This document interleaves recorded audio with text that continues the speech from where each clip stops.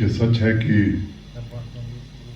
पिछले 3 वर्षों में हमारी ट्रांसमिशन और डिस्ट्रीब्यूशन कैपेसिटी में काफ़ी एक्मेंटेशन हुआ है। पहले की तुलना में बिजली भी हम ज़्यादा देने लगे हैं लोगों को, लेकिन दूसरा सच ये भी है कि हमारा घाटा भी बढ़ गया है। अभी जैसा प्रिंसिपल सेक्रेटरी पीडीडी आपको बता रहे थे कि 10 रुपए पर यूनिट बिजली खरीद के 1 रुपए 25 पैसे पर यूनिट बिजली देने की भी स्थिति है। एक तो पहले से ही भारी सब्सिडी हम लोग दे रहे हैं, उसमें भी बिलिंग जो होती है उसमें कितना पैसा आता है आप सब जानते हैं। आरडीएसएस के अंतर्गत बड़े पैमाने पर मीटरिंग हो, इसकी कोशिश की जा रही है। जो पहले चरण में ये कोशिश है कि श्रीनगर जम्मू, उसके बाद जम्मू कश्मीर के बड़े शहरों में स्मार्ट मीटर लगाए जाए। कई प्रकार की भ्रांतियां लोगों के बीच थी, कुछ जानबूझ करके बनाई गई थी, उसके भी इंतजाम पीडीडी डिपार्टमेंट ने किए हैं। किसी को भी अगर संदेह है कि हमारी बिलिंग ठीक नहीं है तो मीटर टेस्ट किया जा सकता है। रैंडमली भी हम लोग टेस्ट करा रहे हैं और जहां से शिकायत आ रही है उनके मीटर भी टेस्ट कराए जा रहे हैं। तो ये मैं आपको आश्वस्त करना चाहता हूं कि एक तो मीटर से जो बिल आएगी वो सही आएगी। इसमें आपका सहयोग बड़ा अपेक्षित है, क्योंकि ये स्थिति लंबे समय तक चलाना ये बड़ा मुश्किल काम होगा। दूसरी कोशिश ये होगी कि जिन फीडर्स को 100% स्मार्ट मीटर से जोड़ दिया गया है वहां न्यूनतम कटौती, मिनिमम कर्टेलमेंट हो।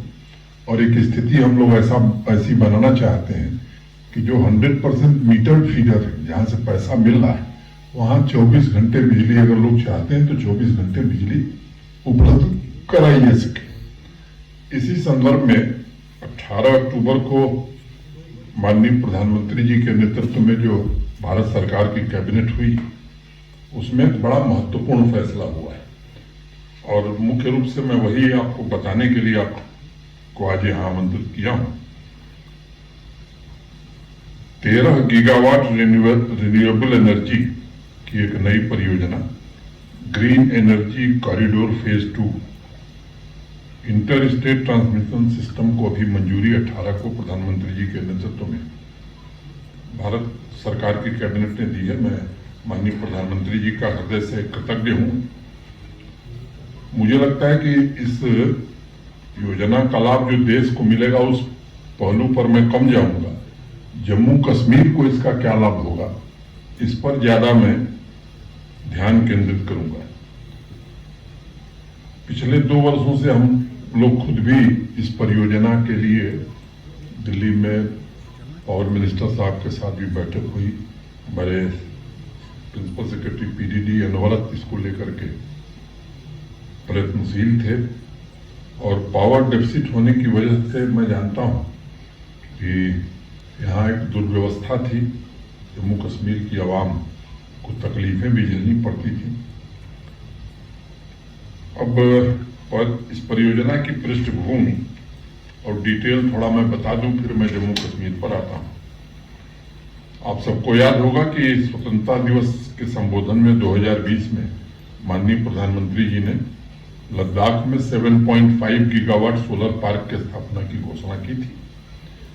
उसके बाद ministry of new and renewable energy ने फील्ड सर्वे करके लद्दाख में 12 gigawatt battery energy storage system के साथ कैपेसिटी स्थापित करने की योजना बनाई। ये परियोजना जब पूरी हो जाएगी तो मुझे लगता है कि जम्मू कश्मीर को विशेष लाभ होगा, देश के बाकी हिस्सों को तो लाभ होगा ही। इस परियोजना की कुल अनुमानित लागत 20,773.70 करोड़ है, जिसमें 40% लगभग 8,309.48 करोड़ रुपए भारत सरकार की केंद्रीय वित्तीय सहायता है।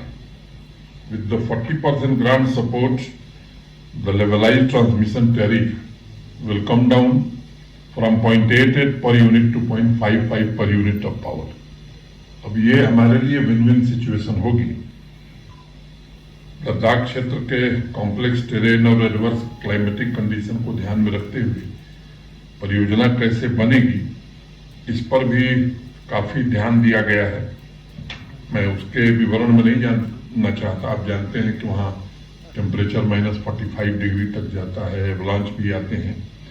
तो जो दुनिया की मॉडर्न टेक्नोलॉजी है, स्पेशल स्टील टावर का इस्तेमाल और इस तरह की तमाम व्यवस्थाएं उसमें की गई है और अत्याधुनिक वोल्टेज सोर्स कन्वर्टर पर आधारित high voltage direct current HVDC system और extra high voltage alternative current यानी EHV सिस्टम भी उसमें लगाया जाएगा। इससे राउंड द क्लॉक सप्लाई सुनिश्चित की जा सकेगी। एक नई ट्रांसमिशन लाइन बनेगी जो हिमाचल प्रदेश, पंजाब होकर के हरियाणा के कैथल तक जाएगी। जो दूसरा हमारी एक लाइन है जम्मू कश्मीर में, लेह अलुस्टेंग श्रीनगर लाइन से भी इसे जोड़ा जाएगा। और ये जो हमारी existing 220 kV Leh Alusteng Srinagar transmission line है, उससे कश्मीर वैली को एक अल्टरनेटिव बिजली मिलने का संसाधन उपलब्ध होगा। आप में से अनेक लोगों को पता होगा कि अलुस्टेंग जो है वो गांदरबल जिले में स्थित है। सर्दियों के दौरान, जैसा अभी हमारे राजेश प्रसाद जी ने बताया, कि हाइड्रो पावर का जनरेशन स्वाभाविक रूप से बहुत कम हो जाता है। इसके ऑपरेशनल होने के बाद हमारी निर्भरता हाइड्रो पावर पर बहुत कम हो जाएगी। भविष्य में हमारे पास ऑप्शन भी उपलब्ध होंगे। एक अलग से 400 kVA की ट्रांसमिशन लाइन डेडिकेटेड कश्मीर के लिए बने, इसको भी हम लोग बहुत दिन से परसू कर रहे हैं और ये भारत सरकार में विचाराधीन है। लेकिन ये जो 220 kV अलुस्टेंग ग्रिड को 220 kV जैन कोड ग्रिड से पहले से ही जोड़ा जा चुका है और इसके अतिरिक्त ये 220 kV मीर बाजार ग्रिड को भी अलुस्टेंग ग्रिड से जोड़ने का काम तेजी से चल रहा है और ये शीघ्र पूरा हो जाएगा। अब आपको बताया इन्होंने कि हमारी एनर्जी डेफिसिट की वजह से बाहर से अतिरिक्त बिजली काफी महंगे दाम पर खरीदी जा रही है। इस परियोजना के पूरा होने पर राउंड द क्लॉक बिजली की उपलब्धता हमें सुनिश्चित होगी। लद्दाख से कश्मीर तक रिन्यूएबल एनर्जी ट्रांसफर से जम्मू क्षेत्र में भी बिजली की स्थिति में बड़ा सुधार होगा, क्योंकि मौजूदा सेंट्रल सेक्टर ग्रिड अर्थात जम्मू में स्थित 400 kV किशनपुर जटवाल ग्रिड से कश्मीर घाटी में बिजली का जो हम ट्रांसफर करते हैं वो प्रोपोर्शनेटली कम हो जाएगा। इसलिए जम्मू रीजन को भी इसका काफी लाभ मिलेगा। एक सच्चाई ये भी है कि हमारी जो ज्योग्राफिकल पोजीशन है कश्मीर की, वो इंटर स्टेट ट्रांसमिशन सिस्टम के अंतिम छोर पर हम हैं और इसी सिस्टम के माध्यम से देश भर में चाहे वो न्यूक्लियर पावर हो, थर्मल पावर हो, बिजली पहुंचाई जाती है। अब अंतिम छोर पर होने के कारण हमारे यहाँ लो वोल्टेज की समस्या ये बराबर बनी रहती है। लेकिन battery energy storage system supported जो नई परियोजना है, उसके कारण ये लो वोल्टेज से भी हमको पूरी तरह से निजात मिल जाएगा। जम्मू कश्मीर प्रशासन ने लद्दाख से कश्मीर वैली तक, मैंने पहले बताया कि एक नई 400 kV ट्रांसमिशन लाइन बिछाने का प्रस्ताव भारत सरकार को दिया है। 400 kV किशनपुर, बागूरा और सांबा जतवाल अमरगढ़ ट्रांसमिशन लाइनों के अलावा कश्मीर वैली के लिए 400 kV लेवल पर ऊर्जा का ये थर्ड सोर्स होगा और ये नई 400 kV लाइन कश्मीर वैली की भविष्य की जितनी जरूरतें, वो इंडस्ट्रियल हो या डोमेस्टिक हो, इससे सब हम पूरा कर पाएंगे। तो मुझे लगता है कि बिजली की स्थिति इस परियोजना से सबसे ज्यादा लाभ जम्मू कश्मीर को ही मिलने वाला है। विंटर प्रिपेयर्डनेस को लेकर के भी प्रशासन पूरी तरह से संवेदनशीलता के साथ काम कर रहा है। बिजली के बारे में विस्तार से बताया गया है। स्नो क्लियरेंस को लेकर के भी आज मैं कह सकता हूं कि पहले की तुलना में मॉडर्न इक्विपमेंट और मशीन्स हमारे पास बड़ी संख्या में आ गई। जो सड़क हमारी डैमेज होती थी, अब कटर लोहे के स्थान पर वो अब लोहे के कटर नहीं है जो अभी नई मशीनें आई हैं, तो उसमें भी हम अच्छी स्थिति में हैं। राशन, पेट्रोल, डीजल, गैस, इन सबका पर्याप्त स्टॉक, दवा, इसकी कोई दिक्कत ना हो, ये सारे इंतजाम कर लिए गए हैं।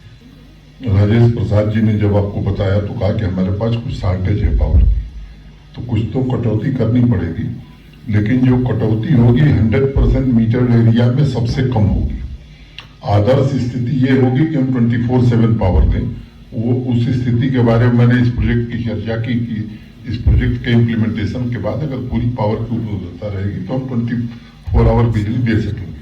लेकिन जो एरिया 100% मीटर्ड है वहां सबसे कम कटौती होगी, ये जोर दे के मैं दोहरा रहा हूँ। और अगर ऐसी कोई शिकायत आएगी तो आप बताइएगा, बहुत कड़ी कार्रवाई होगी। टेक वन अब आपके व्हाट्सएप पर।